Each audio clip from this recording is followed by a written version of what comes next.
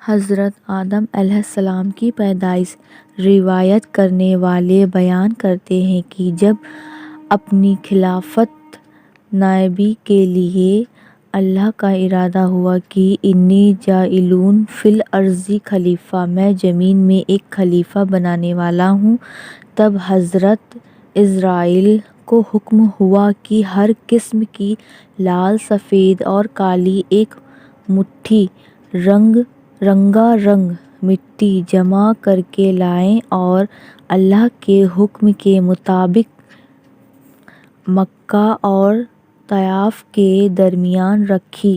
اللہ نے اس مٹی پر اپنی رحمت کی بارش کی اور اسی مٹی کے خمیر سے حضرت آدم علیہ السلام کا پتلا تیار کیا۔ 40 برس تک وہ پتلا بے جان پڑا رہا۔ جب اللہ نے چاہا کہ حضرت آدم علیہ السلام ستارہ روشن ہو اور آدم کی اولاد انسان کا درجہ پوری دنیا میں بلند ہو، تو روح کو حکم ہوا کہ آدم کے جسم میں اتر۔ اس نرم روح نے سخت مٹی میں جانے سے انکار کیا۔ رب کا حکم روح کو پہنچا کہ اے جان، اس بدن میں داخل ہو۔ پھر جب روح آدم کے سر کی طرف سے داخل ہوئی تو جس جس جگہ پہنچی جاتی پتھر بنا جسم ماس ہڈی میں بدلتا چلا گیا۔ جب سینے تک پہنچی تو حضرت آدم نے اٹھنے کا ارادہ کیا، وہیں زمین پر گرے پڑے۔ شاید اسی لیے قرآن مجید میں فرمایا گیا کہ انسان بڑا جلد باز ہے۔ اسی حالت میں حضرت آدم نے چھینکا، اللہ کی اور سے الہام ہوا اور کہا الحمدللہ، تمام تعریفیں اللہ کی ہیں۔ اس کریم رحیم نے اپنی رحمت سے فرمایا، یرحمک اللہ، اللہ آپ پر رحمت فرمائے۔ یہ اللہ کی رحمت کا پہلا جلوہ تھا۔ اس کے بعد اللہ کے حکم سے ایک فرشتہ بہشت سے سجا سجایا جوڑا لایا، حضرت کو پہنایا اور عزت کے ساتھ تخت پر بٹھایا۔ نقل ہے کہ حضرت آدم علیہ السلام کی پیدائش کے وقت فرشتے آپس میں کہتے تھے کہ اللہ خاک سے پیدا کر کے جس ہستی کو خلافت کی گدی پر بٹھائے گا تو وہ خدا کے نزدیک ہم سے زیادہ عزیز نہ ہوگا، اور غیب کے جاننے والے کے دربار میں ہم جو دن رات رہتے ہیں، ہمیں امید ہے کہ ہمارا علم اس سے زیادہ ہوگا۔ پھر حق تعالیٰ نے تمام چیزوں کے نام حضرت آدم کو سکھلا دیے۔ فرشتوں کو حکم دیا کہ اگر تم سچے ہو تو اس چیزوں کے نام بتاؤ۔ فرشتے جواب نہ دے سکے۔ اپنی غلطی مانتے ہوئے بولے، پاک ہے تو، ہم تو صرف اتنا ہی جانتے ہیں جتنا تو نے سکھایا، اور تجھ سے بڑھ کر جاننے والا کون ہے؟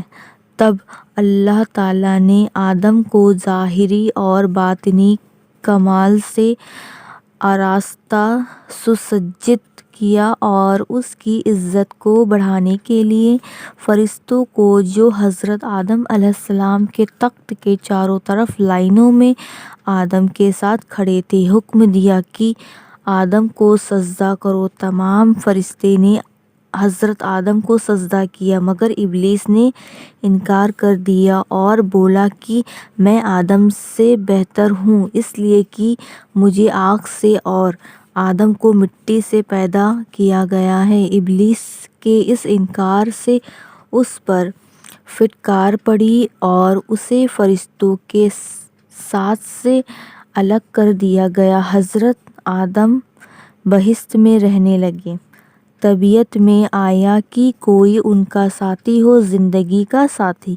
حضرت پر خواب نے غلبہ کیا۔ اسی بیچ اللہ نے اپنی قدرت سے آدم علیہ السلام کے پہلو سے حضرت حوا کو پیدا کر دیا۔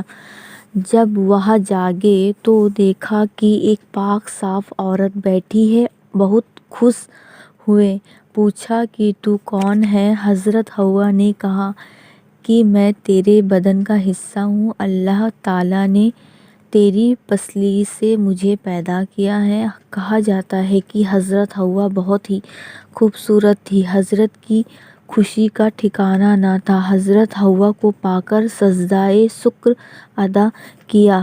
اللہ تعالیٰ کی طرف سے عرش کے اٹھانے والے اور آسمانی فرشتوں کے سامنے ان دونوں کا نکاح ہوا۔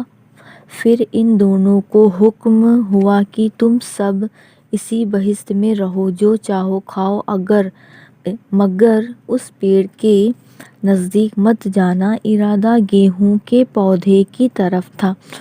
ابلیس نے آدم کو سجدہ نہیں کیا تھا اور وہ نکال دیا گیا تھا، اس لیے اسے حضرت آدم نے خاص طور سے جلن ہو گئی تھی۔ وہ ہمیشہ ایسا اپائے سوچتا کہ کسی طرح آدم کو بہشت سے نکالے۔ اس کے لیے پہلے وہ مور کے پاس گیا، اس نے دوستی کی اور کہا، میری دوستی کے حق تجھ پر ثابت ہے، ہم تم ایک مکان میں رہتے بھی تھے۔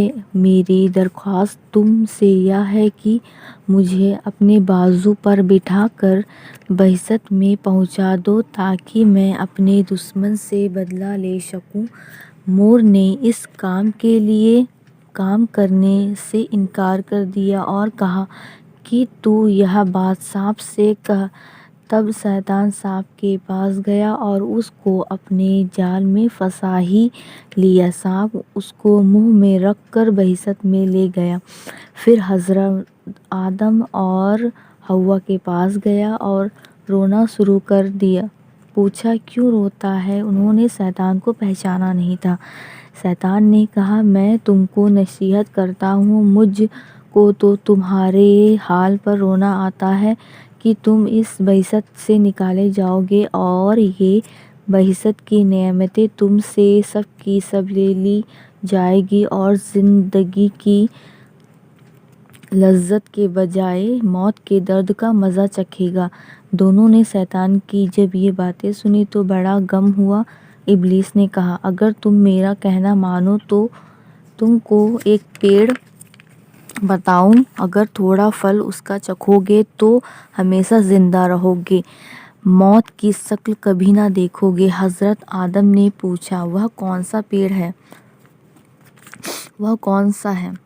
شیطان نے کہا، وہی پیڑ ہے جس کے کھانے سے اللہ تعالیٰ نے منع کیا ہے۔ حضرت آدم نے اس بات کو قبول نہیں کیا کہ میں خدا کی کبھی نافرمانی نہ کروں گا۔ جب شیطان نے قسم کھائی کہ میں تمہارا بھلا چاہتا ہوں تو بھی وہ اس نافرمانی کے لیے تیار نہ ہوا اور اٹھ کر چلے گئے۔ پھر شیطان نے حضرت حوا کی خدمت میں جا کر اس طرح ان کے دل میں بھی وسوسے ڈالے اور سانپ نے شیطان کے کہنے پر گواہی دی۔ حضرت حوا نے حضرت آدم سے فرمایا کہ سانپ تو بہشت کا خادم ہے اور وہ شیطان کے حق میں گواہی دے رہا ہے، تو میں پہلے اس پیڑ کا پھل کھاتی ہوں، اگر کوئی بات پڑے تو میرے واسطے خدا سے معافی مانگ لینا، اور نہیں تو تم بھی کھاؤ